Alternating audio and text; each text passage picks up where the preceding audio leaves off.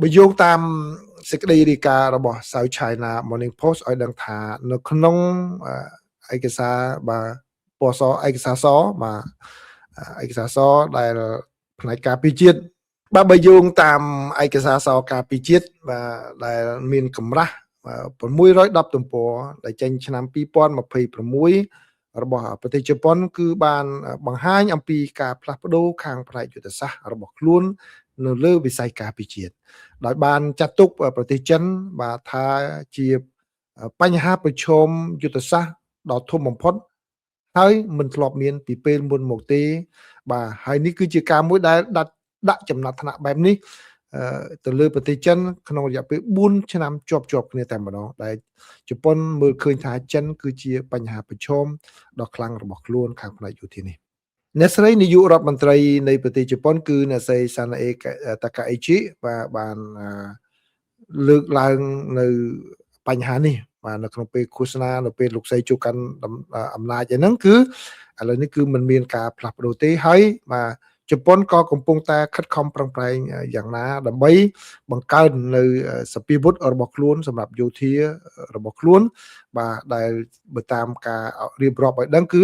នេះជាការបង្កើនសកម្មភាពបែបនេះក្នុង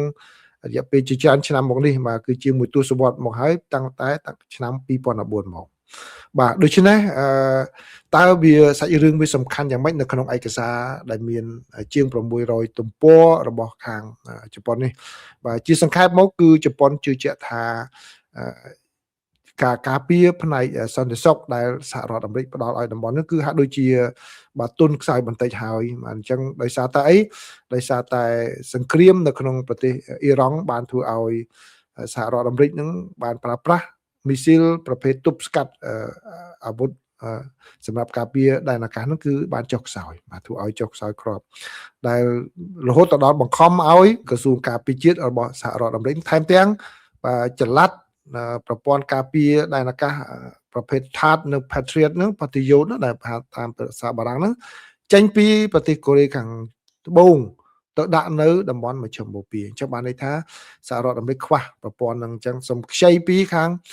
កូរ៉េខាងត្បូងសិនអត់មានអ្វីការពារទេទៅដាក់ការពារនៅតំបន់មជ្ឈមបូព៌ាសិនក្នុងគណៈពេលដែលការពារ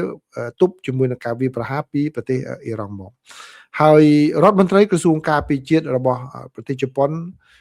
Shinjiro Koizumi បានហៅថាការដែលសហរដ្ឋអាមេរិកធ្វើដូច្នេះគឺជាការខ្វះចន្លោះខាងវិស័យការពារជាតិដែលជប៉ុនត្រូវតែចូលរួមបំពេញឲ្យបានបើទោះបីជាមានរឿងបែបនេះក៏ដោយគឺជប៉ុនក៏ថាអត់ទេឥឡូវហ្នឹងគឺដោយសារតែសហរដ្ឋអាមេរិកធ្វើដូច្នេះជប៉ុនត្រូវតែបោះជំហានមួយមុខថែមទៀតដើម្បីការពារភាពចន្លោះប្រហោងខាងវិស័យការពារជាតិនេះបាទបើទោះបីជាលោកប្រធានាធិបតី Donald Trump ណាបានអញ្ជើញទៅប្រទេសចិនកាលពីខែឧសភាកន្លងមកបាទដើម្បីធ្វើយ៉ាងណាបាទទៅទប់ចិនកុំឲ្យដើម្បីកុំឲ្យធ្វើសកម្មភាពអ្វីប្រេះផ្ដាស់ក្នុងខណៈពេលដែលសហរដ្ឋអាមេរិកកំពុងតែផ្ដោតទៅលើបញ្ហាមជ្ឈមបូព៌ាហើយទុកចន្លោះប្រហោងនៅតំបន់អាស៊ីនេះបាទអញ្ចឹងលោកត្រាំទៅទប់អញ្ចឹងបើតាមការបញ្ជាក់របស់ South China Morning Post គាត់មើលឃើញអញ្ចឹងគាត់មើលឃើញថាការដែលលោកប្រធានាធិបតី Donald Trump ទៅចិនគឺដើម្បីបាទស្អំចិត្តចិនកុំឲ្យធ្វើសកម្មភាពអ្វីនៅតំបន់អាស៊ីនេះក្នុងពេលដែលសហរដ្ឋអាមេរិកកំពុងតែជាប់ដៃប្រយុទ្ធនៅតំបន់មជ្ឈមបូព៌ាជប៉ុនមើលឃើញថាការដែលចិនធ្វើសម្ពយុទ្ធយោធានៅជុំវិញដែនកោះតៃវ៉ាន់នៅក្នុងពេលកន្លងមកជាប់គ្នានេះគឺជាគោលបំណងមួយដែលចិនធ្វើឡើងដើម្បីបង្ហាញនៅវត្តមាន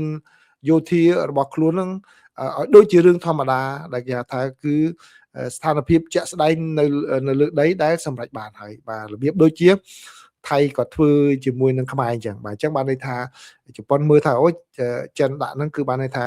ឲ្យមុនដំបូងអញ្ចឹងឃើញពាត់តៃវ៉ាន់ពាត់អីអញ្ចឹងឃើញដូចជាសម្បើមធំធេងញ៉ៃអីអាចនឹងគ្រោះថ្នាក់អញ្ចឹងប៉ុន្តែធ្វើជាប្រចាំទៅធ្វើឲ្យអ្នកដទៃគាត់លែងចាប់អារម្មណ៍ថាវាជារឿងធម្មតាហ្នឹងតំបន់របស់ចិនរបស់អីចឹងបើអញ្ចឹងជប៉ុនគាត់មើលឃើញថានេះជារឿងមួយដែលបាទចិនខិតខំប្រឹងប្រែងធ្វើបែបនេះដើម្បីសម្រេចគោលបំណងអញ្ចឹងឲ្យគេលែងចាប់អារម្មណ៍ហើយ ឲ្យគេយល់ថានេះជារឿងធម្មតាមួយសម្រាប់ប្រទេសចិនជាមួយនឹងតៃវ៉ាន់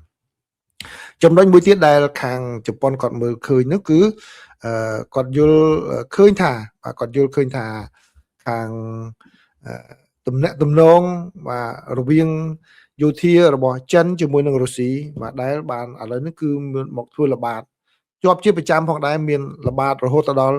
ចូលទៅក្នុងដែនសមុទ្រក្បែរជប៉ុននឹងផងដែរបាទដូច្នេះគឺជាសកម្មភាពមួយដែលជប៉ុនមើលឃើញថានេះជាការបង្ហាញសាច់ដុំមួយរវាងចិននិងរុស្ស៊ីដើម្បីគម្រាមទៅដល់ប្រទេសជប៉ុនផងដែរអ្វីដែលធ្វើឲ្យជប៉ុនកាន់តែព្រួយបារម្ភនោះគឺខាងចិនបានប្រើប្រាស់នាវាដឹកយន្តហោះផ្ទុកយន្តហោះរបស់ខ្លួនបាទគឺនាវាឈ្មោះថា Liaoning បាទទៅដើរចូលទៅក្នុងតំបន់កោះដែលគេថាតំបន់កោះទី2ហើយនឹងគឺជាការមួយដែលបាទប្រើប្រាស់នាវាដឹកយន្តហោះនេះសម្រាប់ចូលទៅក្នុងទឹកដីក្បែរតំបន់ដែលមានទំនាស់គ្នាជាមួយនឹងជប៉ុនមិនត្រឹមតែប៉ុណ្ណោះទេគឺបាទចិនថែមទាំងប្រើនាវាផ្ទុកយន្តហោះមួយទៀតគឺ Shandong បាទចូលទៅក្នុង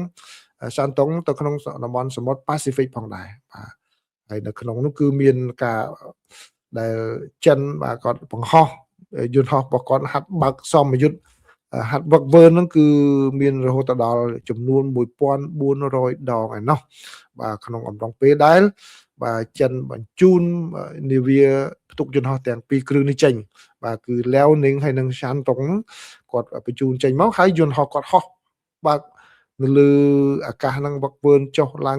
ដើម្បីវាថ្នឹកសម្រាប់ត្រៀមប្រយុទ្ធតែម្ដងអញ្ចឹងជប៉ុនគាត់មានការព្រួយបារម្ភអំពីបញ្ហាហ្នឹងអ្វីដែលជប៉ុនមើលឃើញតើជប៉ុនមើលឃើញយ៉ាងម៉េចបញ្ហានៅឆ្ងាយពីខ្លួនឬក៏បញ្ហានៅជិតខ្លួនជប៉ុនមើលឃើញថាបញ្ហាដែលកើតមានឡើងនៅសមុទ្រចិនខាងកើតក្តីបាទនៅសមុទ្រចិនខាងត្បូងក្តីនិងនៅជុំវិញដែនកោះតៃវ៉ាន់ក្តីថាជាការគម្រាមកំហែងតែមួយគត់សម្រាប់ប្រទេសជប៉ុនបាទអញ្ចឹងខ្ញុំសូមនិយាយម្ដងទៀតណាបាទអញ្ចឹងគឺជប៉ុនគាត់ពង្រីកដែនចំណាប់អារម្មណ៍របស់គាត់ហ្នឹងកាន់តែធំអញ្ចឹងគាត់ថាបញ្ហាអ្វីដែលចិនគាត់ធ្វើសកម្មភាពនៅសមុទ្រចិនខាងកើតក្តីបាទនៅក្បែរគាត់ណាសមុទ្រចិនខាងត្បូងក្តីនឹងនៅខាងក្បែរវៀតណាមក្បែរហ្វីលីពីនហ្នឹងបាទហើយនឹងនៅជុំវិញកោះតៃវ៉ាន់ក្តីក៏ជាបញ្ហាមួយដែលបាទគម្រាមកំហែងចំពោះជប៉ុនហើយកាលមុនតែសមុទ្រចិនខាងកើតទេណាដែលនៅក្បែរគាត់ហ្នឹងអាចថាជាការគម្រាមប៉ុន្តែឥឡូវគាត់បញ្ចូលទៅបញ្ហាហ្នឹងចិនធ្វើសកម្មភាពអ្វីក៏ដោយនៅកន្លែងហ្នឹងជប៉ុនគាត់ចាប់ផ្ដើមមានការបារម្ភដូច្នេះនេះជាការមួយបន្ថែមទំព័រថ្មីមួយទៀតហើយនៃទម្រង់នៃការដែលគាត់ត្រៀមខ្លួនហ្នឹងហើយទន្ទឹមនឹងនោះនៅក្នុងឯកសារយុទ្ធសាស្ត្រការពារជាតិរបស់ជប៉ុនក៏គាត់បន្ថែមអ្នកចម្ពោះមួយទៀតបាទដែលប្រិមិត្តគួរចងចាំគឺជប៉ុនគាត់បន្ថែមនៅទម្រង់នៃការធ្វើសង្គ្រាមថ្មីមួយទៀតហើយដោយផ្អែកទៅលើអ្វីដែលកើតមានឡើងនៅក្នុងប្រទេសអ៊ុយក្រែនគឺគាត់ថាត្រូវបន្ថែមកម្លាំង drone ហើយនឹងការប្រើប្រាស់បច្ចេកវិទ្យាបញ្ញាសិប្បនិម្មិតនៅក្នុងវិស័យការពារជាតិហើយទន្ទឹមនឹងនោះគឺជប៉ុនតាមរយៈយុទ្ធសាស្ត្រនេះបានហៅខាងឧស្សាហកម្មការពារជាតិហ្នឹងបាទថាជាយុទ្ធសាស្ត្រមួយដែលពួកគេត្រូវតែខិតខំប្រឹងប្រែងពង្រឹងសមត្ថភាពដោយខ្លួនឯងបាទដើម្បីបំពេញចន្លោះប្រហោង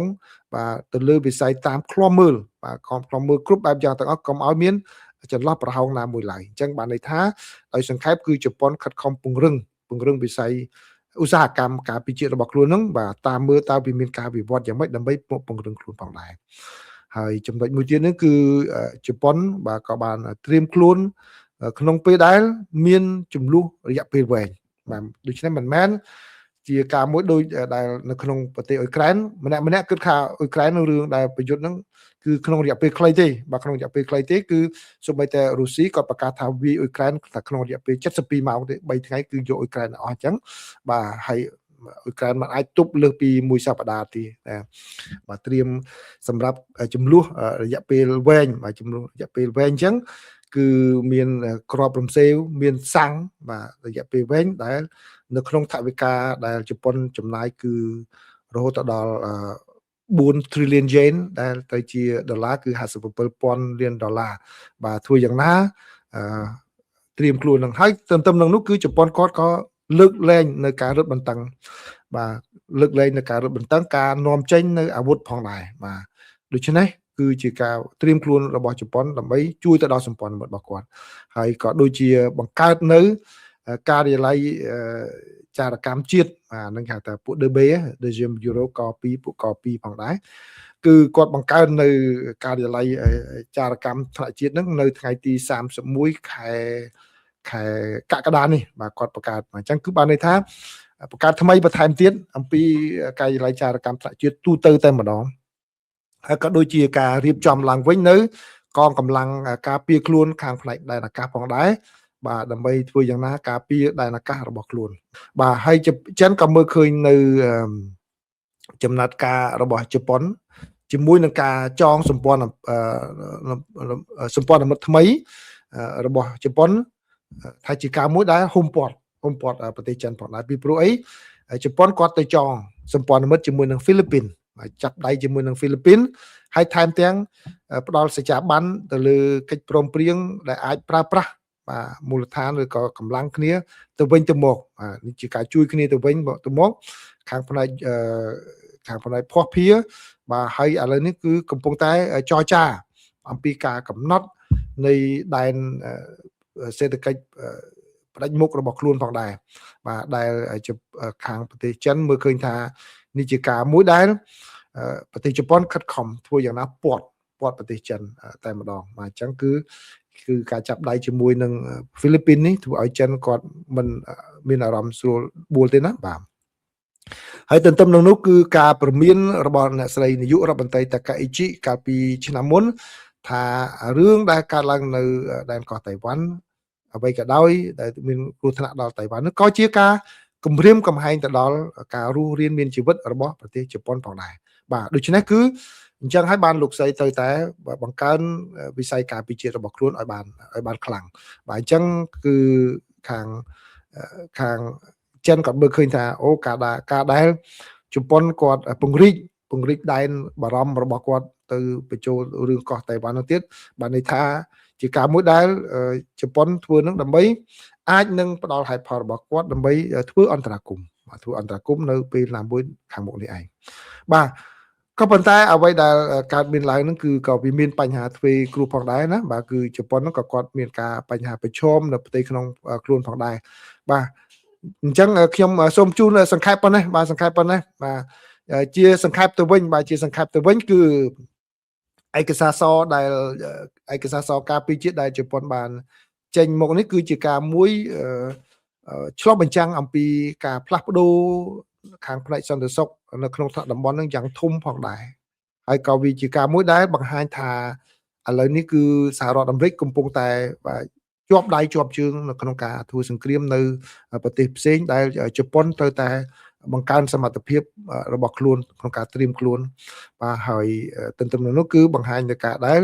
ជប៉ុនខិតខំងាកមកប្រទេសហ្វីលីពីនដើម្បីចាប់ដៃគ្នាជាការមួយគ្រប់គ្រងគ្នាក្នុងផ្ដល់សន្តិសុខឲ្យគ្នាទៅវិញទៅមកក្នុងករណីដែលបាទសហរដ្ឋអាមេរិកដែលជាអ្នកផ្ដល់ផ្នែកសន្តិសុខដ៏ខ្លាំងនោះគឺកំពុងជាប់ដៃរវល់បាទហើយប្រទេសចិននឹងឥឡូវនេះកំពុងតែប្រឈមមុខជាមួយនឹងបាទបណ្ដាញដែលសត្រូវមួយដែលមានការចងសម្បាច់គ្នាយ៉ាងរឹងមាំហើយជាប្រទេសដែលមានលក្ខណៈឯករាជ្យ